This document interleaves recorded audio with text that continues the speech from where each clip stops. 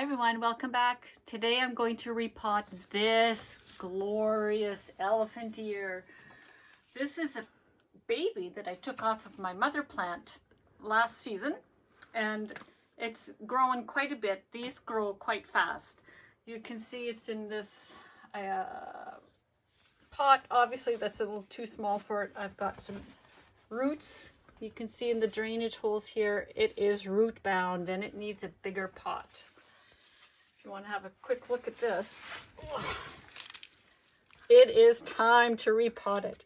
Now these kinds of plants like it wet, not standing in water, but they like to stay wet if you can get them to stay wet. So don't use a terracotta pot that's going to dry out too fast. It has, in my opinion. So what I'm going to do is pot it up to this size pot, and that should last it through the winter. I might need to replant it again next summer. So what I'm going to do to make my, and also they're heavy feeders. They need a lot of nutrients. So what I'm going to do is use some regular potting soil along with some worm castings in sort of a 3-to-1 ratio. Worm castings will, as you can see, they just provide essential nutrients in the soil. They're helpful for the plant growth, and it's almost like a fertilizer inside your soil. So I'm going to use, let's say, 3 parts of, and this is just general purpose potting soil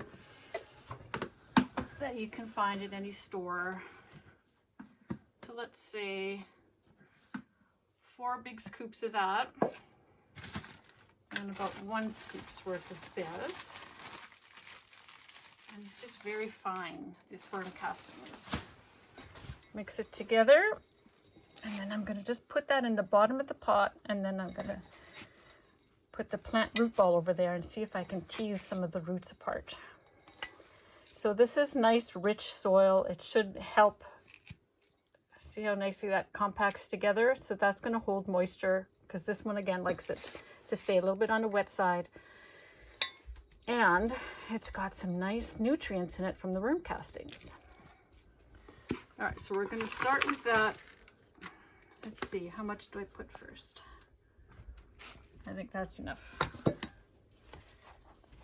I'll have to mix some more, obviously.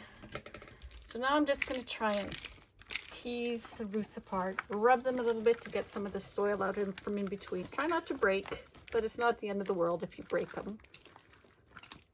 This just gives them some encouragement to spread out beyond the way they were growing.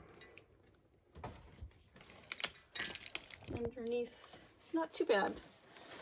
I can show you here. Just going to kind of get my finger in there and just encourage them to sort of spread out. Makes a mess, so make sure you have some newspaper or mat nearby. See, look, it's rooting, it's going around the pot. You can see it's just going in a circular motion. It's a little bit overdue to be repotted. All right, so that's kind of loosened up.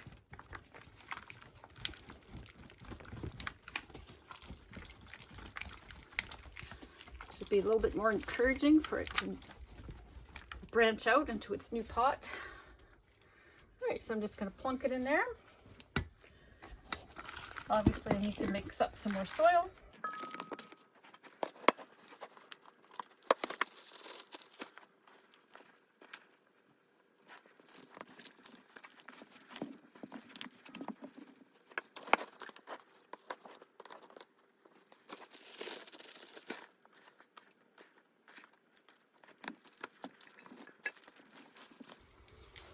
Beautiful, look at that. He's going to be much happier in here. I don't want to put it up too high, kind of keep it at the same level as it was before, for the height of the soil, I mean. That's going to pack down a bit when I water it. You have to give it a water as soon as you transplant something, because there's a bit of a shock.